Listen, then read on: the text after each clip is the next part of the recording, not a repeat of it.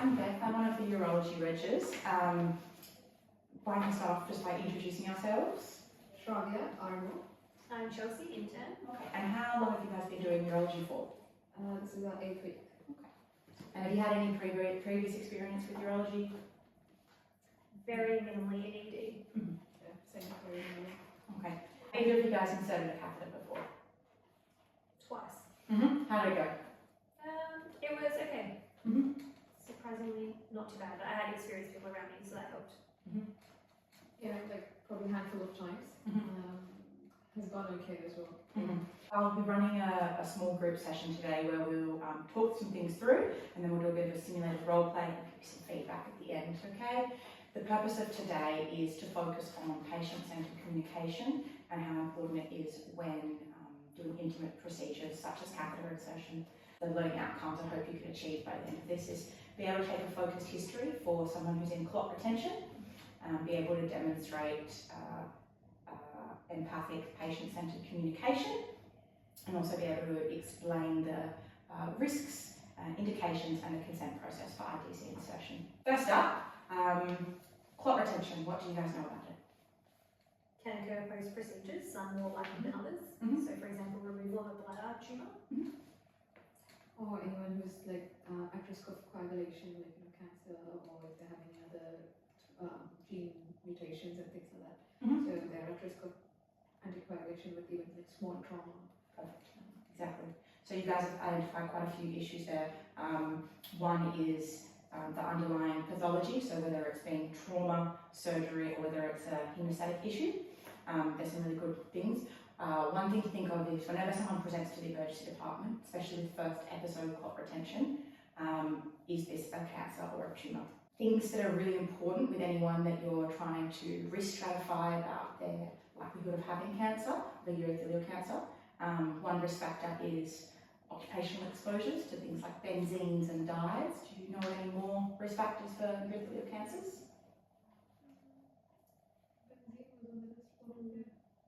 So smoking is the number one, and also being a male, okay?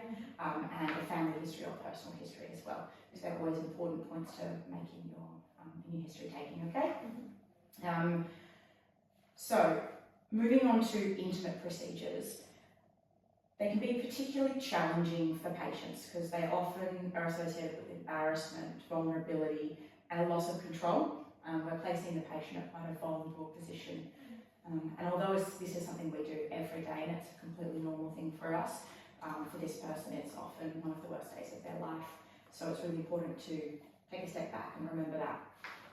Can you think of any other reasons that patients might be uncomfortable with intimate procedures like a catheter?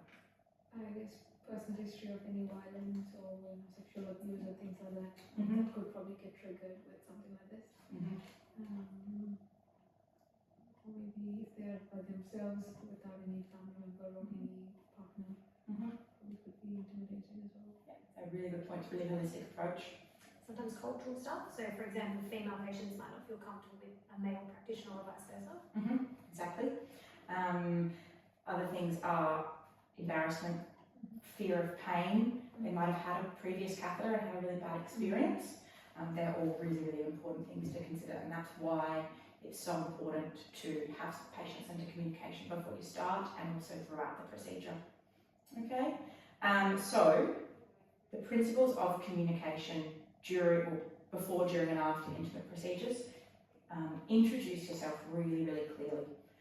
Make sure you get yourself on the same level as the patient and walk through everything before you start unwrapping equipment, getting your aseptic field set up.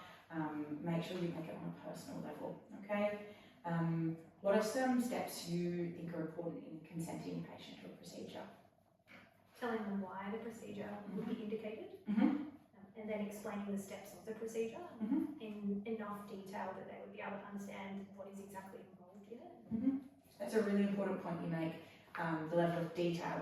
So you don't want to use too much medical jargon because that can then become quite overwhelming. You want to keep it simple, but not too simple.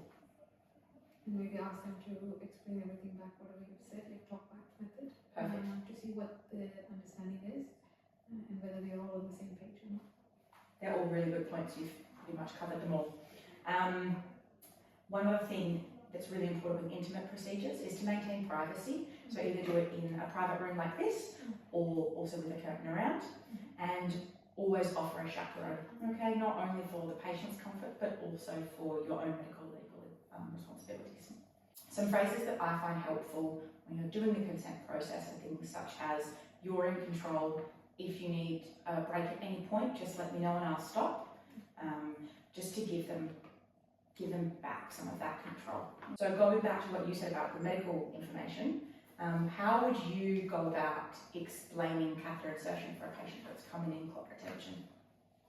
I think I just ask, start by asking, have you had a catheter before? Mm-hmm. So that gives you some information about maybe what their past history would be and, what their understanding might be. Mm-hmm. And then, why we're talking to you about putting one in? So just getting that base level of knowledge that they might have.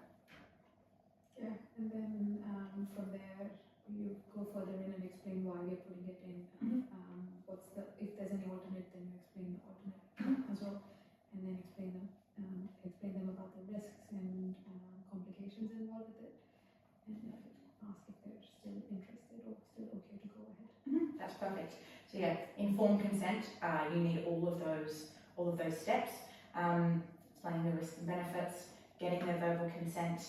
It's also really important to respect the patient's autonomy and avoid any coercive language when you're dealing with vulnerable situations like this. At the end of the day, 4 things the patient should understand. 1, why it's needed. 2, what it involves. 3, possible discomfort or risks. And 4, that they can ask any questions at any time. Okay? What are some important risks that you would mention when consenting a patient for an ITC? Bleeding risk, infection risk, and failure. Put one in. And then just trauma to anything along the pathway. And then the chance that repeat trauma can lead to things like strictures that can cause difficulty avoiding. Perfect. So just to consolidate what we've spoken about important things to take during the history for clot retention, why intimate procedures require consent and why they may be uncomfortable for patients, what verbal consent for a catheter insertion looks like, and what are the risks of inserting a catheter. Okay, so what we'll do next is we'll move on to the simulation. So the next part of this involves a role play situation. So here you'll be Kate. You're a 58-year-old lady that's presented to the emergency department unable to void for the past 10 hours after having 3 days of clots. Been found to have a lesion in your bladder, so they've called the urology junior doctor, which is you. And so you've come down to consent Kate for a catheter. You don't need to obtain a detailed history. Just know what the indication is. Okay, have you got any questions before we start? No. I'll just be in the background, I won't be intervening, okay? Sure. Perfect. Hi Kate, my name is Shravya. I'm one of the urology junior doctors. I'm just here to come have a chat with you and see what's going on. Do you know what's going on? They told me that there's too much fluid in my bladder, which is painful for me at the moment, and that you might need to do something to relieve the pressure. That's right. Has this happened to you before, or is this the first time you're It's the first experiencing time this has happened to me. So what's happened is there's a blood clot in the outlet, which is obstructing your urine to pass through. So that's why we have to help your bladder to get the urine out. So we have to put a catheter. It's like a small flexible tube that will drain all the fluid that will drain all the urine that's in the bladder. Okay. I'll show you what we do and I'll explain everything in much more detail. Is that something that you'll be okay with? I mean, I'm a bit scared to have anyone down there. It's quite painful at the moment, and it's Yeah, no, I can completely understand where you're coming from. We will try and make it as smooth as we can. Okay. So basically, what we do is we get you to put your legs up and then bring the heels together and drop the knees apart. And then we clean the area first and then put some gel in to numb that area, and then we put the small tube in so that will stay there for a bit, and then that will drain all the urine out. Okay, so that's the catheter insertion side of things. We do it mainly to relieve your pain and relieve the retention. With any procedure there are some risks involved. With this one, most of the risks are very minimal. The main one is bleeding risk. You will probably notice some blood in your urine for a couple of days, which is expected. Okay, there is a small chance of damage to the surrounding structures while we are doing it, but again, we'll try and not do that to you. Okay, there's a small chance of infection risk as well after this procedure. But again, you'll be in the hospital, or even if you go home, you just have to look out for any fevers or chills. If that happens, you have to come back into the hospital. Okay, yeah, it's pretty much the most common risks involved with this procedure. The other thing is, if we don't do it, then obviously the retention will get worse, and eventually we'll have to do it at one point. Okay, sooner the better. Does that make sense? Yeah, will it hurt?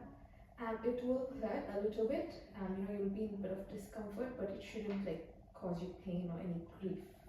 Okay, we'll put some local anesthetic just at the site where we go in, so that will take the edge off as well. And I don't want everyone in here. Is it going to be lots of people So in here? so it will be me, and there will be one other person as a chaperone. Okay. And then obviously we'll get everything. You're in a room, so it will just be me, you, and the chaperone. And then we'll give you this blanket to cover yourself as well, and then we'll do it only when you're ready and you feel okay. Okay, that sounds okay. Yeah. Yeah. Okay. Do you have any questions at all? No, I don't think so. No. Okay. You're happy for us to proceed? Yeah, we can try. Yeah. Perfect. Great job. Okay, now we'll do a bit of a feedback session. First of all, this is a safe space. Everything that we say stays between us. Okay, this is all just for learning, and once again, it's formative. Sophia, how do you feel that way? It went okay, but I think I could have improved on my flow. Okay, what did you do well? I think explaining what the procedure is, I think I did well on. Probably I could have explained how many people are going to be in the room, and how the privacy side of things probably I could have explained a bit better. Okay, what I think you did really well was you introduced yourself and made the situation really clear. You spoke to Kate as if she was a person rather than just a patient, and you didn't downplay her feelings, which I really thought you did well. I think you really validated when I said I was feeling stressed and anxious, and made me feel like that could be a normal part of a procedure like this, and that's understandable. And then I thought you went through the risks really well too. Okay. What do you think you could improve on next time? You said before the flow. The flow probably could have been better, and also maybe explaining what is how many people are going to stay in the room, and the privacy side of things. I probably could have done better, or maybe I should have done it at the beginning. I think that's a really good thing. What I try and do is start off with, first of all, this shouldn't be painful. It might be a little bit uncomfortable. It'll be you, me, and a chaperone in the room, and it only takes a few minutes. That way you preface the procedure, and they have got their expectations. I find that's a really gentle way to ease into it. Sometimes when you start with the positioning, it can be a bit confrontational for the patient. Okay, and in terms of the next time you were to consent a patient for a catheter or an intimate procedure, what's something that you take away from today? So I think explaining that it's going to be you, me, and then the chaperone, and then easing into it, not just jumping straight into the procedure. Probably that's what I would do next time around. Perfect. And what about yourself? I think also just from being the patient, maybe a few more details about what the procedure involves, maybe that you might need to touch the intimate area so you can visualise the space, just so they might be more prepared for that in the future as well. Yeah, they're all really good points. So today we've gone through quite a few of those learning outcomes. We briefly spoke in the teaching session about clot retention. We spoke about the indications of risks and consent for a catheter. We spoke about the importance of patient-centred communication when doing intimate procedures. Give me each one thing that you would take away that you've learned from today's session. Probably when it comes to consenting for an intimate procedure, to slow it down a little bit and maybe warm into the procedure itself. Maybe ask a few more questions about, do you know what this is? Introduce yourself, who might be in the room, so they have a bit more time to adjust to the process. Yeah, I think definitely build rapport first before explaining what the procedure is going to be like. I think that's really, really important that we often overlook is the rapport is such an important thing for the patient. I hope that you guys can use some of these skills moving forward as well. Okay? Thank you so much. Thank you.